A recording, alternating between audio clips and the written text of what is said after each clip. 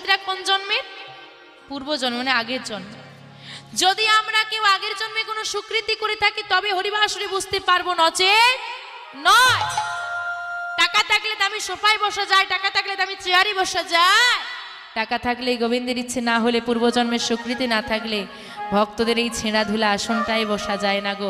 নিতাই গৌর সীতানাথ প্রেমানন্দে হরি বল হরি। বিহারী সেখানে বসলো।